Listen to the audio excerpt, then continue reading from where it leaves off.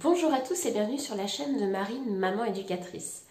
Je vous retrouve aujourd'hui pour vous parler du fait qu'il n'y a pas du tout besoin de dépenser de l'argent pour créer des activités pour nos enfants. Aujourd'hui, je vous propose donc quelques activités entièrement faites avec de la récup. Ce que j'ai pu trouver à droite à gauche, dans mes fonds de placard, dans les jeux de mes enfants, voire même dans ma cuisine.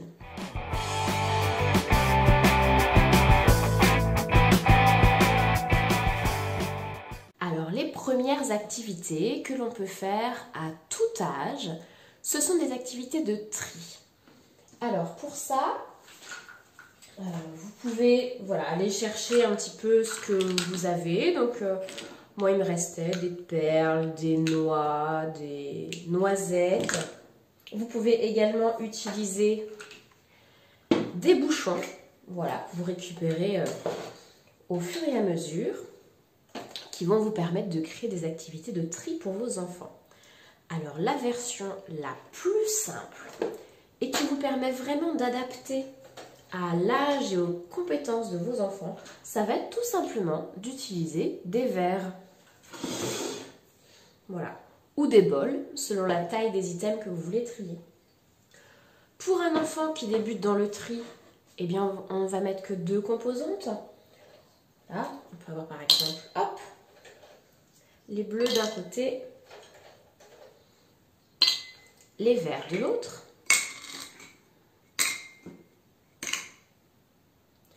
Mais pour un enfant plus grand, avec plus de compétences, vous pouvez tout à fait augmenter le nombre d'items à trier. Là encore, vous pouvez rester sur des bouchons.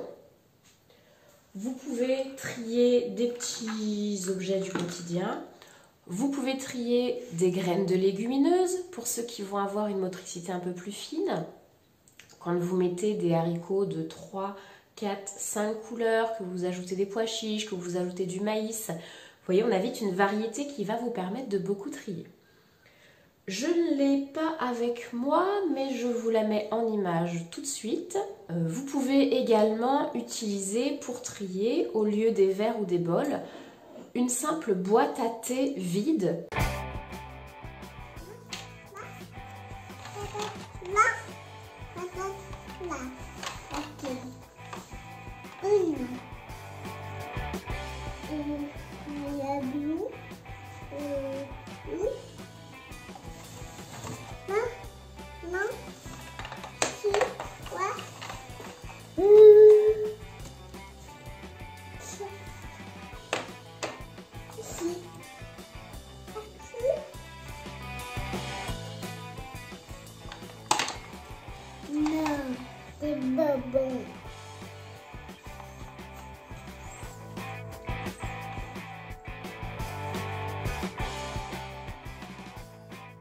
Alors, selon les boîtes que vous avez chez vous, ça peut être 6 ou 9, généralement, compartiments.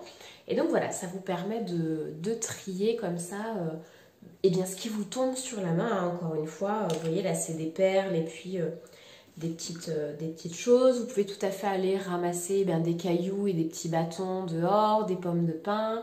Si vous êtes en bord de mer, vous pouvez aussi aller chercher des coquillages. Voilà, vraiment, faites avec ce qui vous tombe sur la main, faites avec de la récup.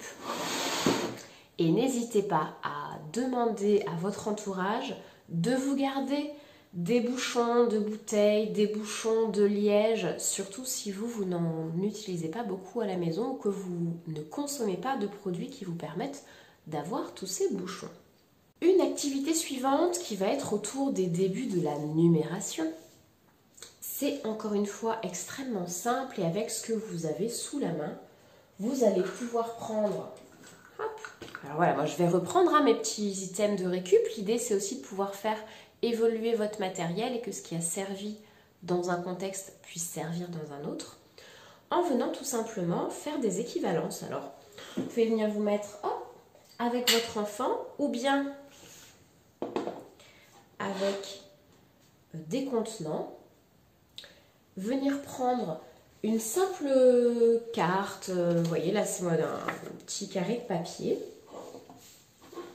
Et donc, la première notion, avant même d'apprendre les quantités ou les chiffres, que je souhaite apprendre à mon enfant, c'est autant.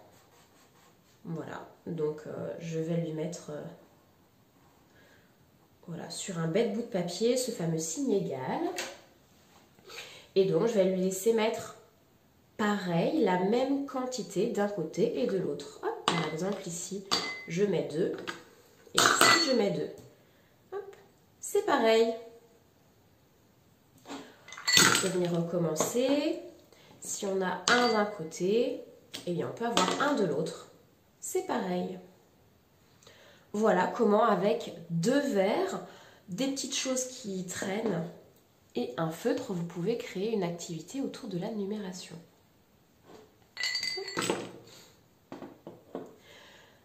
Alors moi j'utilise un petit panier ici, vous si c'est un bol, une assiette creuse ou tout ce que vous avez sous la main, c'est parfait aussi. Hein. Vraiment, vraiment faites avec ce que vous avez.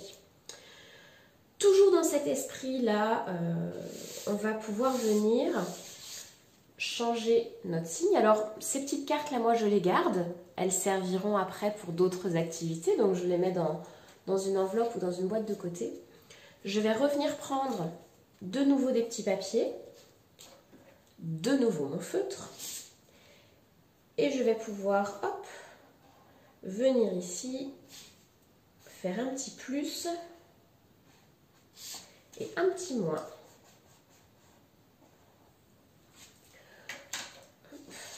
Voilà, je place chacun de mes verres et donc je vais venir apprendre à mon enfant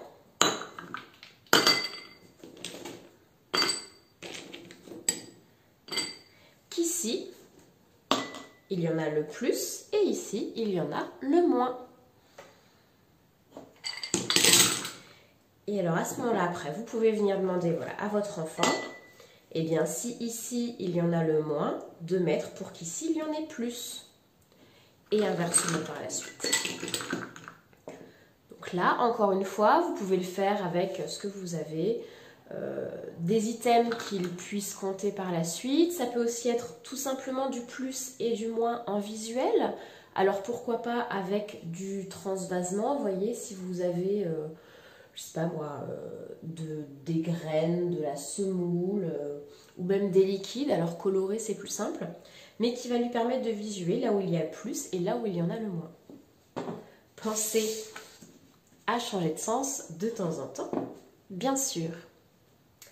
Voilà donc pour une troisième activité toute simple avec encore une fois du papier, un feutre, des choses que vous allez pouvoir récolter. Je vous dis même des petits cailloux, hein, trouver dehors tous les petits trésors qui ramènent et puis des verres. Alors on va garder nos petites choses à compter. On va reprendre à nouveau du papier. Et donc là, on va pouvoir rester effectivement sur de la numération en venant apprendre alors les premières quantités.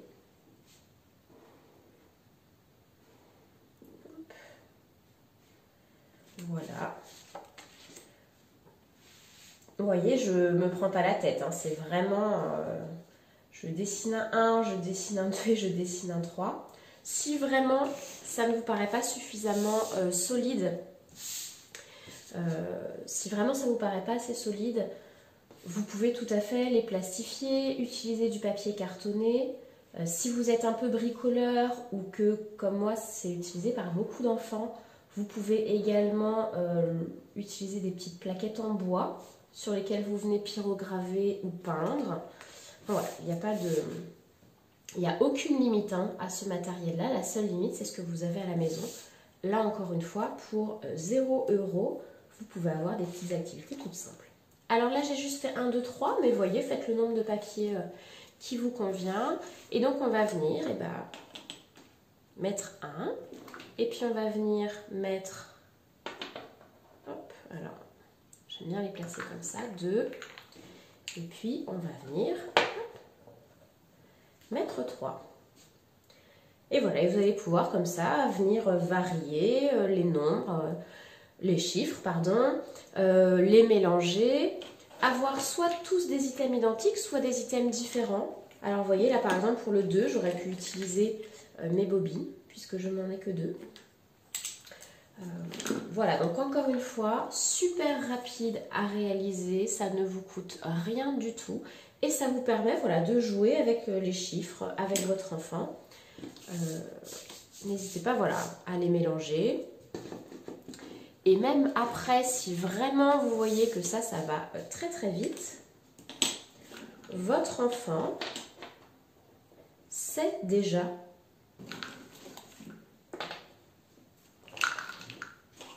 que là, il y en a plus que là. Et il sait déjà que là, il y en a plus que là. Et que là, il y en a moins que là. Et que là, il y en a moins que là. Vous pouvez aussi, si vous souhaitez intégrer ce signe égal là, lui montrer que ça et ça, c'est pareil.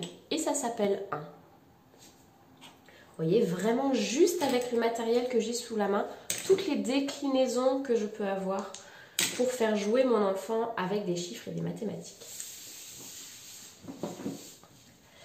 Alors, je vais venir mettre pour l'instant mon papier de côté, mais je vais garder mon feutre et je vais reprendre mes crayons pour les exercices suivants. Alors,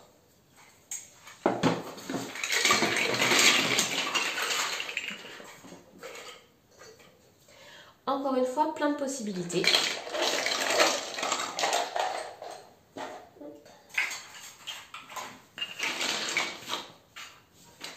L'idéal quand vous avez plein de bouchons comme ça, pour gagner un peu de temps, c'est de demander à votre enfant de les trier par taille et par couleur. Comme ça, votre matériel est déjà prêt. Et alors par exemple, j'ai envie moi d'utiliser ces bouchons verts là pour la comptine numérique. Alors c'est un peu plus tard, hein, c'est une fois que les quantités ont déjà été associées au nom, auquel cas on va pouvoir les remettre dans un sens. Et donc voilà, je vais venir avec mon feutre, tout simple, hein. Alors vous pouvez aussi utiliser un marqueur si vous voulez que ça tienne un peu plus longtemps. Mais voilà, venir écrire vos chiffres sur des bouchons à retrier.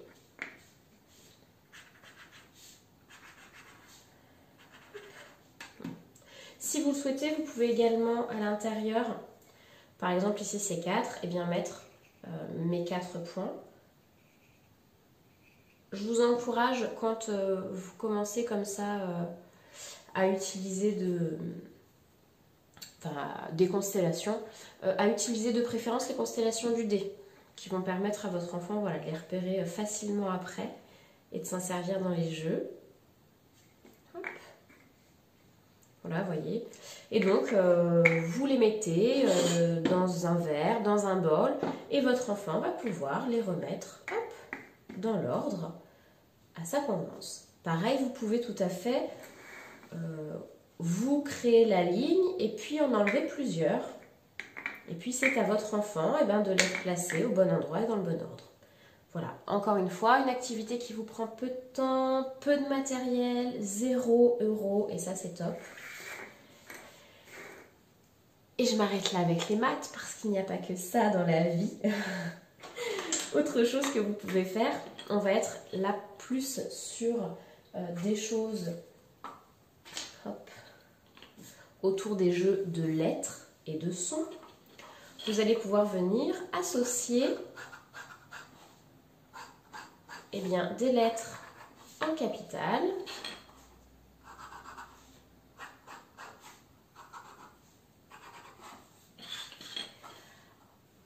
à leurs lettres hop, en minuscules.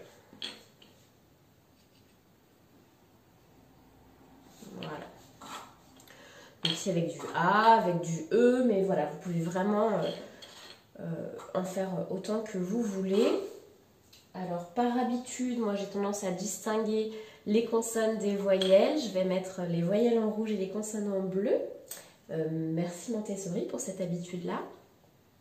Mais je le fais aussi sur des bouchons blancs. Voilà, pour certains enfants qui pourraient avoir tendance à se focaliser sur la couleur et à s'aider de la couleur. Alors c'est très bien au début, ça peut être une bonne guidance pour être dans la réussite. Mais voilà, pensez à estomper cette guidance et à venir sur du matériel neutre le plus rapidement possible. Une guidance qui va être toutefois utile, ça va quand même être d'utiliser des grands bouchons pour les majuscules et des plus petits pour les minuscules. Donc voilà, là vous pouvez le faire de la même manière. Vous pourrez par la suite vous servir de ces bouchons-là pour écrire des mots, pourquoi pas, alors avec modèle, sans modèle, que vous écrivez tout simplement, encore une fois, sur un bout de papier. Hein. Vous écrivez les lettres, votre enfant replace en dessous les lettres correspondantes. Alors ça peut être les lettres de son prénom, c'est souvent par là que l'on commence parce que c'est ce qu'il y a de plus fonctionnel, de plus utile. Mais voilà, comment juste avec un bout de papier, des bouchons et un stylo, vous pouvez encore avoir une infinie déclinaison de jeux et d'activités pour votre enfant. Avec ces bouchons, que ce soit les grands ou les petits, vous pouvez également venir créer des jeux de memory par exemple. Je pense que je vous en ferai une vidéo spécifique où on créera ce matériel-là ensemble. C'est super simple et rapide à faire. Tout ce que ça va vous coûter, et c'est pour ça que je ne le fais pas dans cette vidéo-là, c'est le prix de la colle. Soit de la colle chaude, si c'est ce que vous utilisez, soit de la colle liquide, là, de la colle blanche, comme on utilise avec les enfants. Mais voilà, pour venir créer des petits memories à transporter avec vous dans la voiture pour les vacances aussi. Mais voilà, on fera ça ensemble dans une toute prochaine vidéo. Je vous remercie de m'avoir regardé jusque-là. J'espère que ça pourra vous donner des idées et surtout que ça vous aide à intégrer le fait que créer du matériel pour ses enfants, avoir du matériel pédagogique adapté à son enfant à la maison, ça ne vous coûte rien du tout. C'est tout à fait gratuit en utilisant de la récup, en utilisant ce que vous avez sous la main. Vraiment, vraiment, faites avec ce que vous avez. Merci encore et je vous dis à bientôt sur cette chaîne ou dans la vie réelle.